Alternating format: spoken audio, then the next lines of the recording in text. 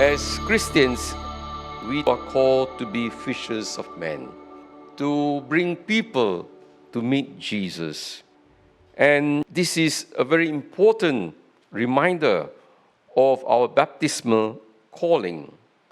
Jesus calls us never for ourselves. Jesus always calls us to be for others. And this is a very important reminder. The only way we can find life, the only way we can keep Jesus in our hearts is to share Him with others.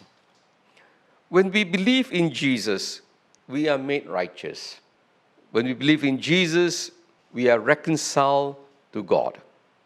That is the beginning of faith. By believing in Jesus, we can be made righteous, but we might not yet be saved. For the simple reason that our faith might not sustain us. We might not always continue to believe in Jesus.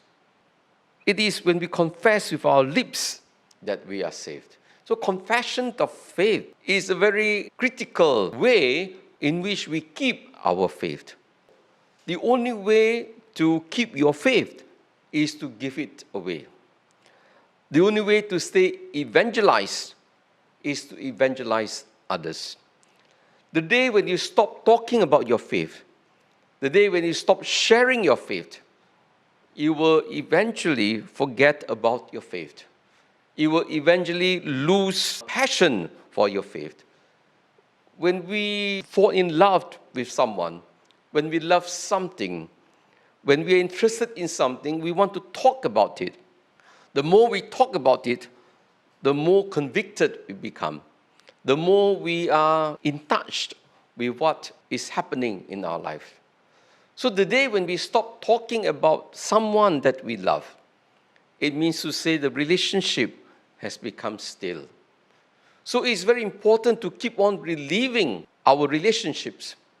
It is the memories of beautiful relationships that keeps the relationship going.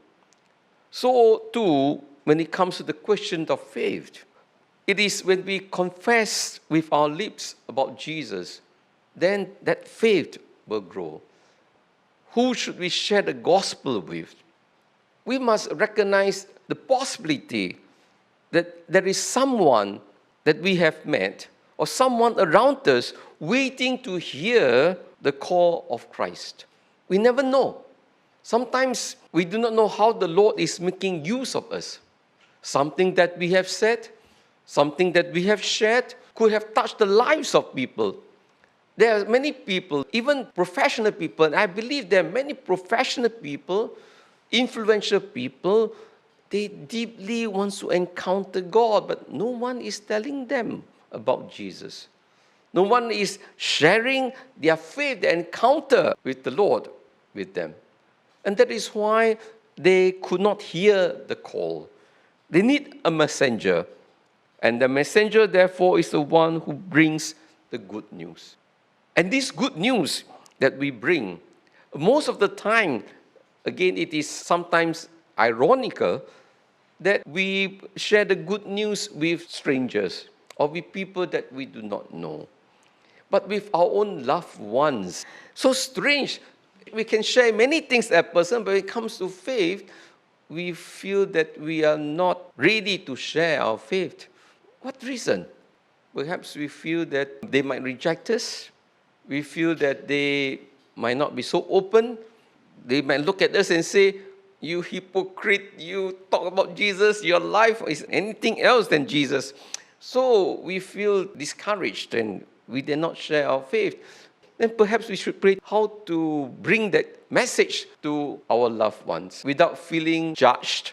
But I think here, of course, it is important that we need to incarnate the good news in our own lives, especially with our loved ones. So it is not just what we say about Jesus, but we have to show that our lives have been changed and that we are trying our best to live the gospel life. Then people will see us credible, especially our loved ones. Our loved ones must never be taken for granted because these are the people who truly loved us, who care for us, and we should treat them with even greater respect. And so, at the end of the day, for the good news to be heard, People must see that we ourselves are saved, we are made righteous, we did conviction, and we are changing our lives. And this is how families of the families are being brought back to God.